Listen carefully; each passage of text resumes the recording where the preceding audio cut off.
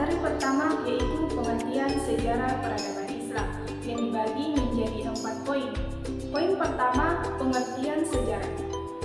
Secara etimologi, sejarah berasal dari kata syajarah yang artinya adalah pohon. Dalam bahasa Inggris, sejarah berasal dari kata history yang artinya pengetahuan tentang gejala-gejala alam. Secara terminologi, sejarah adalah aktivitas manusia yang berhubungan dengan kejadian-kejadian tertentu yang tersusun secara kronologis. Poin kedua yaitu pengertian peradaban. Secara etimologi, peradaban berasal dari kata al-hadroh yang artinya dalam bahasa Indonesia adalah unsur kebudayaan yang indah dan halus. Secara terminologi, peradaban adalah kebudayaan yang mencapai tingkatan tertinggi dalam kehidupan manusia. Poin ketiga, pengertian kebudayaan. Secara etimologi, kebudayaan berasal dari kata as-saqafah yang artinya pendidikan, pengajaran, dan penajaman. Secara terminologi, kebudayaan adalah perwujudan segala aktivitas manusia sebagai upaya memenuhi kebutuhan hidupnya. Poin keempat, periodisasi peradaban Islam. Menurut Nuruzzaman Siddiqi, sejarah peradaban Islam dibagi menjadi 3 periode. Yang pertama, periode klasik kurang lebih tahun 650 sampai dengan 1258 Masehi. Dan yang kedua, periode pertengahan mulai jatuhnya Baghdad sampai ke penghujung abad 17 Masehi. Dan yang ketiga, periode modern mulai abad 18 sampai sekarang. Sedangkan menurut Harun Nasution, periodisasi Islam dibagi menjadi 3 periode. Yang pertama yaitu periode klasik, dimulai pada tahun 650 sampai dengan 1250-an. Yang kedua, periode pertengahan, dimulai pada tahun 1250 sampai dengan 1800. Dan yang terakhir yakni periode klasik, dimulai pada tahun 1800 sampai sekarang. Materi kedua, bangsa Arab pra-Islam, yang terbagi menjadi 2 poin. Poin pertama, bangsa Arab pra-Islam. Mayoritas sejarawan dan peneliti sejarah mencatat ada 2 komunitas bangsa Arab yang pernah tinggal di wilayah semenanjung Arabia, yaitu yang pertama bangsa Ba'idah, yaitu bangsa Arab yang telah musnah. Jejak mereka tidak dapat diketahui kecuali hanya terdapat dalam catatan kitab-kitab samawi, terutama Al-Quran, Injil, Taurat, dan syair-syair jahiliyah. Di antara kabilah mereka yang termasuk adalah Ad, Samud, dan penduduk Madian. Yang kedua, bangsa Bakia yang masih ada, terdiri dari 2 suku besar, yaitu Adaniyin dan Khataniyin. Kabilah Adaniyin berasal dari keturunan Ismail bin Ibrahim alaihissalam, dan kabilah Khataniyin adalah nenek moyang suku-suku di negeri Yaman al-Yamani. Poin kedua yaitu kepercayaan bangsa Arab pra-Islam. Adapun agama-agama yang dianut oleh bangsa Arab pra-Islam yaitu Yahudi, Nasrani, Majusia, Paganisme, dan yang terakhir adalah Al-Hunafah, yakni kepercayaan yang menyembah Allah dan tidak menyekutukannya, serta menunggu datangnya kenabian.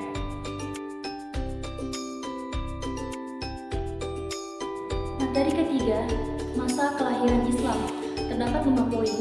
Yang pertama adalah Nabi Muhammad SAW itu lahir pada hari Senin tanggal 12 Rabiul Awal pada tahun Gajah di kota Mekah, salah satu daerah di Jazirah Arab, bertepatan dengan tanggal 20 April 571 Masehi. Poin kedua, Allah Subhanahu wa Ta'ala mengangkat Nabi Muhammad SAW menjadi Nabi dan Rasul itu pada malam hari tanggal 17 Ramadan yang bertepatan dengan tanggal 6 Agustus 611 Masehi di Gua Hira. Poin ketiga, pembentukan negara di Madinah itu diawali dengan diperintahkannya Nabi Muhammad SAW oleh Allah Subhanahu wa Ta'ala untuk meninggalkan kota Mekah karena kaum kafir Quraisy itu berencana untuk membunuh Rasulullah. Rasulullah pun memilih kota Yathrib, yaitu Madinah, sebagai tempat menetapnya setelah hijrah dari Mekah. Dengan dibuatnya piagam Madinah, maka secara resmi Rasulullah SAW telah membentuk negara Islam di Madinah dan Rasulullah SAW menjadi kepala pemerintahannya. Poin keempat, beberapa peperangan dalam Islam yang dipimpin langsung oleh Rasulullah SAW.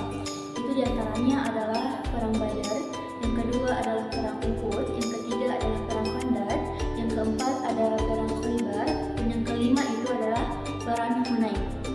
Poin kelima, surat-surat dakwah Nabi Muhammad SAW itu jika ditinjau dari segi isi dapat dikelompokkan menjadi 3 jenis. Yang pertama adalah surat-surat yang berisi seruan untuk masuk Islam. Yang kedua adalah surat-surat yang berisi aturan dalam Islam. Dan yang ketiga adalah surat-surat yang berisi beberapa hal yang dimana wajib dikerjakan oleh orang-orang Muslim terhadap pemerintahan Islam. Selanjutnya materi keempat yaitu masa pemerintahan Khulafaur Rasyidin, yang juga di sini terdapat 5 poin. Poin pertama adalah Khulafaur Rasyidin itu terdiri dari 4 khalifah. Yang pertama adalah Abu Bakar As-Siddiq, yang kedua adalah Umar bin Khattab, yang ketiga Utsman bin Affan, dan yang terakhir adalah Ali bin Abi Thalib. Kedua, Khalifah Abu Bakar As-Siddiq, yang dimana beliau memimpin dari tahun 11 sampai 13 Hijriah dengan beberapa kebijakannya. Yang pertama adalah beliau memerangi pelaku murtad dan orang-orang yang mengaku sebagai nabi palsu. Kedua, beliau meredam sejumlah pemberontakan untuk mempertahankan kepemimpinan Islam. Dan yang ketiga adalah beliau melakukan penghimpunan ayat-ayat Al-Quran dalam satu mushaf. Poin ketiga adalah Khalifah Umar bin Khattab, yang dimana beliau memimpin dari tahun 13 sampai 23 Hijriah dengan beberapa kebijakannya. Yang pertama adalah melakukan perluasan wilayah. Yang kedua, beliau menerapkan sistem administrasi negara. Yang ketiga adalah menetapkan penanggalan Hijriah atau kalender Islam. Dan yang keempat adalah membangun Baitul Mal untuk kesejahteraan rakyat. Poin keempat yaitu Khalifah Utsman bin Affan. Beliau ini memimpin dari tahun 23 hingga 35 Hijriah dengan beberapa kebijakannya, yaitu melanjutkan perluasan wilayah Islam. Yang kedua adalah melakukan pengkodifikasian Al-Quran secara terbatas. Dan yang ketiga adalah beliau ini mengangkat kerabatnya menjadi penjabat negara. Poin yang kelima dan terakhir adalah Khalifah Ali bin Abi Thalib. Beliau ini memimpin dari tahun 35 hingga 40 Hijriah dengan beberapa kebijakannya, yaitu mengganti penjabat negara yang ada pada masa Utsman bin Affan. Yang kedua adalah mengambil kembali tanah-tanah negara yang diperjualbelikan. Dan yang ketiga melakukan damai atau tahkim dengan Muawiyah sebagai langkah damai dalam perang sifil.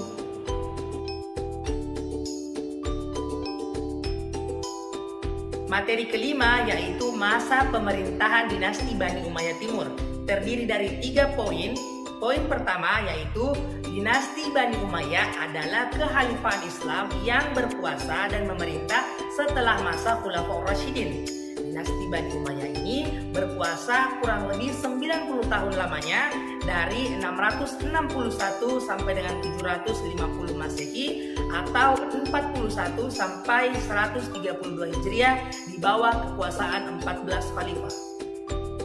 Poin kedua yaitu kemajuan pemerintahan masa Bani Umayyah yang dicapai pada masa 2 khalifah, diantaranya yang pertama Abdul Malik bin Marwan dengan beberapa kebijakannya, yaitu memadamkan berbagai macam pemberontakan, menata administrasi negara, menggunakan bahasa Arab sebagai bahasa resmi, menciptakan mata uang yang seragam, dan menyempurnakan pelayanan pos untuk menghubungkan daerah satu dengan daerah lainnya. Yang kedua yaitu Walid bin Abdul Malik dengan beberapa kebijakannya, yaitu memperluas wilayah kekuasaan, membangun fasilitas dan sarana prasarana seperti masjid, sekolah, dan lembaga-lembaga sosial lainnya, serta mengembangkan ilmu pengetahuan dan kebudayaan. Poin ketiga yaitu kemunduran masa pemerintahan dinasti Bani Umayyah yang dipengaruhi oleh beberapa faktor, diantaranya yang pertama adalah sistem pergantian khalifah yang tidak jelas. Yang kedua, gerakan oposisi yang dilakukan oleh Syiah. Yang ketiga, para khalifah di akhir masa pemerintahan dinasti Bani Umayyah banyak yang suka hidup bermewah-mewah. Yang keempat, diskriminasi yang terjadi pada etnis-etnis non-Arab yang menyebabkan mereka kecewa dengan pemerintahan masa Bani Umayyah. Yang kelima, yaitu penggulingan kekuasaan Bani Umayyah oleh Bani Abbas yang didukung penuh oleh kaum Syiah dan beberapa golongan-golongan lainnya.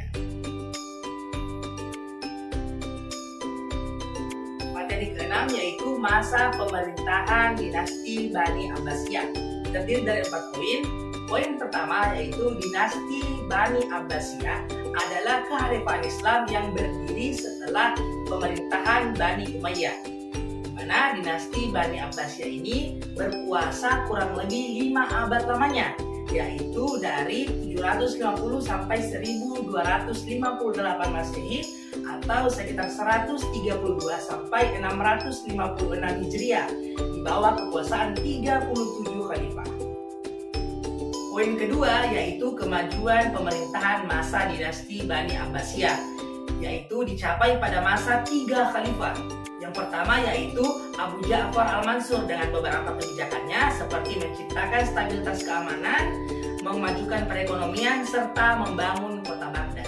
Yang kedua yaitu Harun Al-Rashid dengan beberapa kebijakannya seperti memperindah kota Baghdad dan menjadikan kota Baghdad sebagai pusat politik, perekonomian, dan juga pusat intelektual. Yang ketiga yaitu Al-Ma'mun dengan kebijakannya yaitu membangun balai ilmu atau lebih dikenal dengan Baitul Hikmah dengan 3 fungsi utama yaitu sebagai akademi, perpustakaan, serta pusat penerjemahan berbagai ilmu pengetahuan. Nah, nantinya di situ akan melahirkan berbagai tokoh dalam berbagai bidang ilmu pengetahuan. Poin ketiga yaitu kemunduran masa dinasti Bani Abbasiyah yang dipengaruhi oleh beberapa faktor. Yang pertama yaitu tekanan dari beberapa pihak seperti Turki, Bani Buayhi, dan Bani Saljuk. Yang kedua yaitu ketidakmampuan para khalifah dalam memerintah. Yang ketiga, wilayah kekuasaan yang luas namun ekonomi yang lemah. Yang keempat yaitu persaingan Sunni dan Syiah. Yang kelima, adanya perang salib. Poin keempat yaitu keruntuhan Bani Abbasiyah oleh invasi dari bangsa Mongol. Nah, ini merupakan lembar sejarah yang paling menyedihkan dalam sejarah Islam.